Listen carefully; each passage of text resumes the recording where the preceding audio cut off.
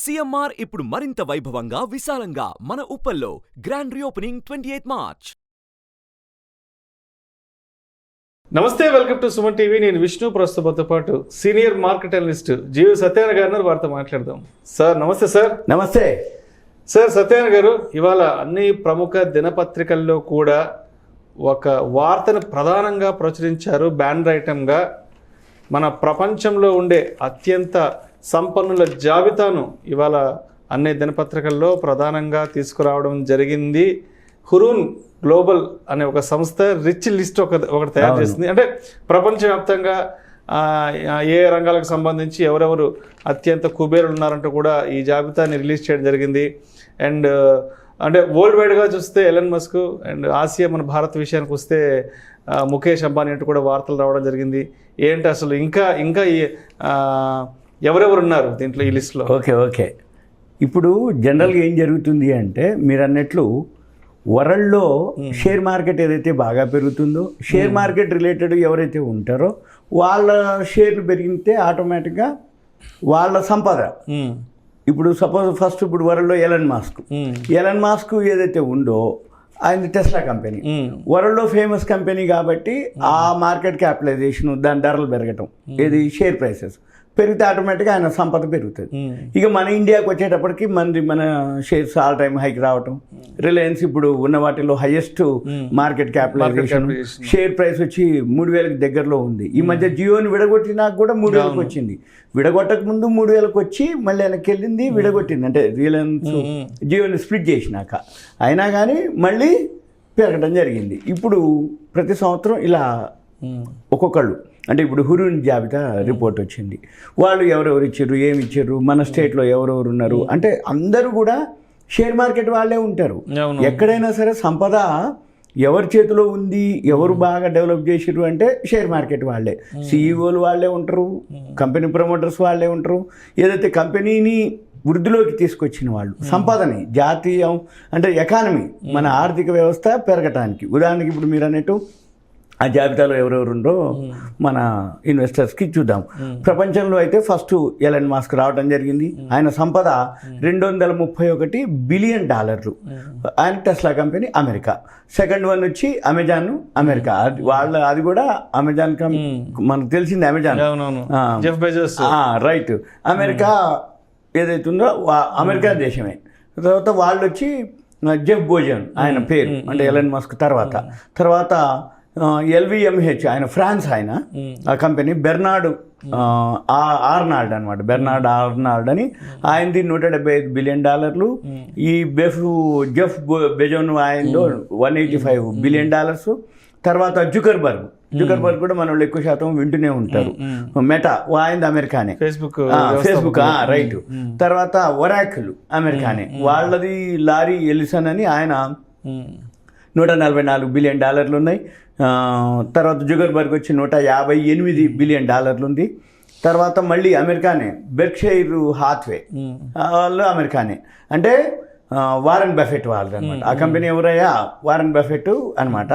ఆయనకి Warren Buffett ఆయన 5 ఆయన $144 బిలియన్ సంపద ఆయనది పెరగడం జరిగింది. ఇప్పుడున్న మార్కెట్ క్యాపిటలైజేషన్ ప్రకారంగా ఆయన సంపద ఇంత అని డిక్లేర్ చేయటం. మార్కెట్లో షేర్లు పెరుగుతున్న కొద్దీ ఈ వాల్యూ పెరుగుతుంది. సపోజ్ మార్కెట్లో షేర్ తగ్గినప్పుడు ఆటోమేటిక్గా వాళ్ళ యొక్క సంపద కూడా తగ్గుతుంది అనేది ఒక మామూలుగా అనమాట, జనరల్గా క్యాల్కులేషన్. వారెన్ బఫెట్ గారు. తర్వాత స్టీవ్ బామర్ అని, ఆయన $142 బిలియన్. ఆయన మైక్రోసాఫ్ట్ వాళ్ళు, అమెరికానే. అది కూడా బిల్ గేట్స్ మళ్ళీ next 8th rank. Bill gates $138 billion. Microsoft కూడా అమెరికానే. తర్వాత లారీ పేజ్ అని ఆల్ఫాబెట్ అమెరికానే, $123 బిలియన్. అంటే వరల్డ్లో మొత్తం అమెరికా వాళ్ళే ఉంటారు. ఒక థర్డ్ వన్ వచ్చి ఒక ఫ్రాన్స్, అంటే అమెరికా తర్వాత ఫ్రాన్స్. మళ్ళీ వీళ్ళందరి స్థానంలో 10వ స్థానం మన రిలయన్స్ ఉంది, ముఖేష్ అంబానీ గారు. అది మెయిన్ అనమాట. మనం ఇప్పుడు డిస్కస్ చేయడానికి కానీ చెప్పడానికి కానీ అమెరికా ఎప్పటి నుంచో ముందంజలో ఉన్నటువంటిది, సంపదలో కానీ ఎకానమీలో కానీ వేరే విధంగా కూడా. కాకపోతే ఇప్పుడు మన వాళ్ళకి ఒకళ్ళకి ఈ రిలయన్స్ అనే కంపెనీ ముఖేష్ అంబానీకి భారత్లో స్థానం రావడం జరిగింది. ఏది ఆ ప్రపంచ కుబేరుల స్థానంలో హురూన్ రిపోర్టు ప్రకారంగా ఏదైతే ఉందో అది. ఇకపోతే దీంతో పాటు మన వాళ్ళు అంటే తెలుగు వాళ్ళు, మన తెలుగు వాళ్ళు వచ్చి ఫస్ట్ దివి కుటుంబం, మురళి దివి అంటారు, దివి స్లాబ్ అంటాం, ఫార్మాస్టికల్ కంపెనీ, వాళ్ళు హైయెస్ట్, వాళ్ళ $1 బిలియన్ వచ్చి $7 బిలియన్ ఇది వాళ్ళ సంపద. సెకండ్ వచ్చి పిచ్చిరెడ్డి MEIL అంటే మెగా ఇంజనీరింగ్ అనమాట. ఇప్పుడు మనం ఓలెక్ట్రా గ్రీన్ టెక్ అంటాం, బస్సులన్నీ ఏవైతే హైదరాబాద్లో తిరుగుతాయో మెయిల్ మెగా ఇంజనీరింగ్ వాళ్ళది ఇన్ఫ్రాస్ట్రక్చర్ ఉంది, ప్లస్ ఇప్పుడు ఓలెక్ట్రా గ్రీన్ టెక్ వాళ్ళే అవన్నీ గ్రీన్ ఎనర్జీలో కూడా కరెక్ట్. వాళ్ళు ఆయన పిచ్చిరెడ్డి $6 బిలియన్, మళ్ళీ వాళ్ళ అబ్బాయి కృష్ణారెడ్డి, PV కృష్ణారెడ్డి, ఆయన $6 బిలియన్. అంటే మన స్టేట్లోకి వచ్చేటప్పుడు మెగా డైరెక్టర్స్, రైట్. తర్వాత జూపల్లి రామేశ్వరరావు గారు మై హోమ్ జ్యువెల్స్ వాళ్ళు, మై హోమ్ గ్రూప్ వాళ్ళు $4 బిలియన్ ఉన్నారు. తర్వాత అరవిందో ఫార్మా రాంప్రసాద్ రెడ్డి గారు, ఆయన $3 బిలియన్ ఉండు. తర్వాత పార్థసారథి రెడ్డి గారు, ఆయన హిటేరో గ్రూపు $3 బిలియన్ ఉన్నారు. తర్వాత డాక్టర్ రెడ్డిస్ ల్యాబ్ సతీష్ రెడ్డి అని, డాక్టర్ రెడ్డిస్ వాళ్ళ గ్రూపు $2 బిలియన్ ఉన్నారు. తర్వాత GAR గ్రూప్ అమరేందర్ రెడ్డి గారు, ఆయన $2 బిలియన్. తర్వాత MSN ల్యాబ్స్ వాళ్ళు $2 బిలియన్, సత్యనారాయణ రెడ్డి వాళ్ళ ఫ్యామిలీ. తర్వాత వెంకట్ జాస్తి అని సువెన్ ఫార్మా వాళ్ళు కూడా $2 బిలియన్ ఉన్నారు. మన ఏది తెలంగాణలోకి వచ్చేటప్పటికి, తెలంగాణ అనుకోండి, తెలుగు రాష్ట్రాలు అనుకోండి.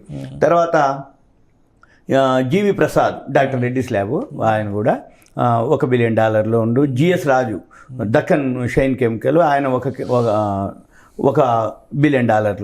తర్వాత అయోధ్య రామిరెడ్డి రామ్కి గ్రూప్ వాళ్ళు కూడా $1 బిలియన్. వెంకటేశ్వర రెడ్డి అపర్ణ వాళ్ళు నెక్స్ట్, తర్వాత $1 బిలియన్. మళ్ళీ అపర్ణ వాళ్ళే సుబ్రహ్మణ్యం రెడ్డి. తర్వాత ఆలూరు జగదీష్ వాళ్ళు HBL పవర్ $1 బిలియన్. తర్వాత ఇక నాన్నపనేని కుటుంబం, నాట్కో ఫార్మా వాళ్ళు $1 బిలియన్. అయితే ఇప్పుడు ఈ ఏదైతే ఉన్నారో అంతకుముందు చైనా వాళ్ళు ఉండేది, బీజింగ్ వాళ్ళు కొంచెం ఎకానమీ స్లో డౌన్ అయిందని కొంచెం రావడం జరిగింది, మనం పెరగడం జరిగింది. వీళ్ళ సంపద అంతా కూడా అంటే షేర్ మార్కెట్ రిలేటెడ్ ఏవైతే కంపెనీలు ఉంటాయో, షేర్ మార్కెట్కి సంబంధించిన ఏవైతే అంటే వాళ్ళ ప్రొడక్ట్స్ కానీ వాళ్ళ సర్వీస్ కానీ ఉంటుందో దాన్ని బట్టే జనరల్గా మార్కెట్ క్యాపిటలైజేషన్ పెరుగుతుంది. ఉదాహరణకి ఇప్పుడు అదాని ఉన్నారు, ఈ హిండెన్బర్గ్ ఎలిగేషన్ తోటి అప్పుడు ఒక టైంలో అదాని గ్రూప్ పైకి వెళ్ళటం జరిగింది. తర్వాత ఏమైంది, గౌతమ్ అదాని మళ్ళీ తర్వాత ఆరోపణల తర్వాత మళ్ళీ ఒక్కసారిగా కొంచెం ఇప్పుడు 15 లైన్లోకి రావటం జరిగింది. అంటే చాలా కిందికి వచ్చిండు, కానీ మళ్ళీ ఆ ఎలిగేషన్స్ నుంచి బయటపడటం, ఆ హిండెన్బర్గ్ వాళ్ళు ఇట్లా ఫ్రాడ్ ఎలిగేషన్ అని అవి రావడం, US సుప్రీం మామూలుగా వచ్చింది కాబట్టి క్లియరెన్స్ వచ్చింది కాబట్టి 15వ స్థానంలోకి వెళ్ళటం జరిగింది. ఓవరాల్గా ఎప్పుడైనా కానీ షేర్ మార్కెట్ పెరుగుతున్న కొద్దీ వీళ్ళ యొక్క సంపద పెరుగుతుంది, సంపద పెరిగిన కొద్దీ వీళ్ళు కుబేర్ల జాబితాలో ఉంటారు. అయితే మిగతా వాళ్ళకు మనకి ఏంటిది తేడా అంటే ఇదంతా కూడా అంటే ఎకానమీకి ఉపయోగపడేది, వాళ్ళ ప్రోడక్ట్ అనుకోండి, వాళ్ళ సర్వీస్ అనుకోండి, ఆ కంపెనీలని బట్టి ఇవి షేర్ మార్కెట్కి ఎంతగా అంటే ఎవరైతే ఈ కంపెనీలు ఇప్పుడు మనం పేర్లు చెప్పినాం కదా, ఏది తెలుగు రాష్ట్రాల్లో ఎవరు ఆ కంపెనీలన్నీ బ్రాండ్ అన్నట్టు. అంటే ఇప్పుడు ఏవైతే వాల్యూ ఉన్నాయో ఇవన్నీ తగ్గినప్పుడు కొనుక్కోమని అర్థం అనమాట సింపుల్గా.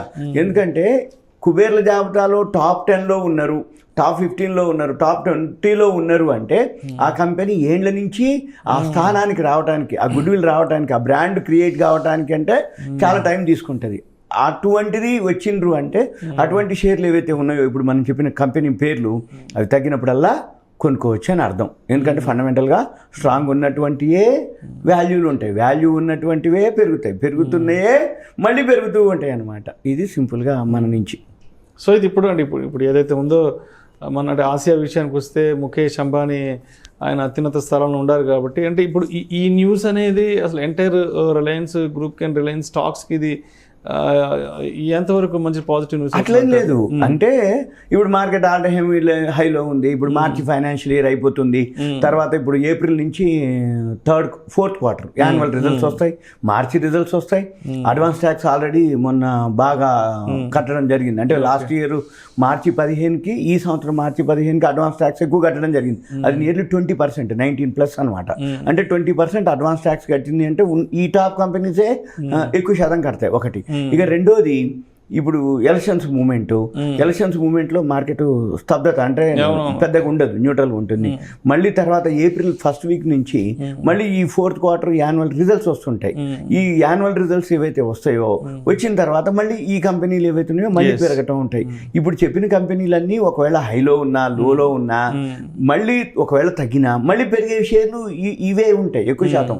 ఎందుకోసం అంటే వాళ్ళు ఏదైతే ఒక హైకి, అంటే ఇంత సంపాదనని క్రియేట్ చేయడం అంటే మామూలు మాటలు కాదు. ఎన్నేళ్ల కృషో ఆ కంపెనీ యొక్క ప్రోడక్టో, అంటే వాళ్ళకి ఎటువంటి రిమార్కులు లేకుండా, షేర్ హోల్డర్స్ నుంచి కంప్లైంట్ లేకుండా, వేరే విధంగా కూడా ఎటువంటి కంప్లైంట్స్ లేకుండా కంపెనీని రన్ చేసి ఒక వృద్ధికి తీసుకుపోయి వాళ్ళు ఒక గుడ్ విల్ కానీ, ఒక బ్రాండ్ కానీ ఒక క్రియేట్ అయినరు అంటే అది నిలబెట్టుకోవడానికే ఎక్కువ శాతం ప్రయత్నం చేస్తారు.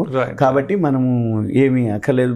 అంటే ఇవే కావు, ఇంకా చాలా మంచి కంపెనీలు ఉన్నాయి, కానీ వీళ్ళు మనం టాప్లో ఉన్నాయని చెప్పినాం అంతే తప్ప ఇంకా వేరే వాళ్ళు మంచి వాళ్ళు గారా, వేరే కంపెనీలు మంచిగా చాలా ఉన్నాయి, కొన్ని వందలు. ఇప్పుడు సుమారుగా 6,000 కంపెనీలు ట్రేడ్ అవుతాయి మనకి.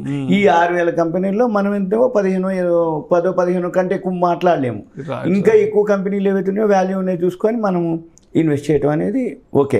కాకపోతే ఓవరాల్గా ఏంటి, ఇప్పుడు మార్చి ఎలక్షన్స్, మార్కెట్లో పెద్దగా ఏమి ఉండదు. వాల్యూ ఉన్న కంపెనీలు హోంవర్క్ చేసుకొని పెట్టుకుంటే మళ్ళీ ఎలక్షన్స్ అయిపోయి రిజల్ట్స్ వచ్చి మళ్ళీ బడ్జెట్ వచ్చే టైంకి రెడీగా ఉండాలి. బడ్జెట్లో మళ్ళీ మామూలుగా నెక్స్ట్ అంటే బడ్జెట్ జూలైలో ఉండబోతుంది కాబట్టి ఆ బడ్జెట్ అయ్యే టైంకి మళ్ళీ ఏ గవర్నమెంట్ ఫామ్ అయినా కానీ బడ్జెట్ బాగుంటుంది. ఎందుకోసం అంటే ఎకానమీకి దోహదపడే వాళ్ళు బడ్జెట్లో ప్రవేశపెట్టడం చేస్తారు కాబట్టి నెగిటివ్ ఏమి ఉండదు వచ్చే బడ్జెట్. కాబట్టి మనం ఏ కంపెనీ అయినా వాల్యూ ఉన్నది చూసుకొని మనం కనుక ఎంటర్ అయితే నో ప్రాబ్లం.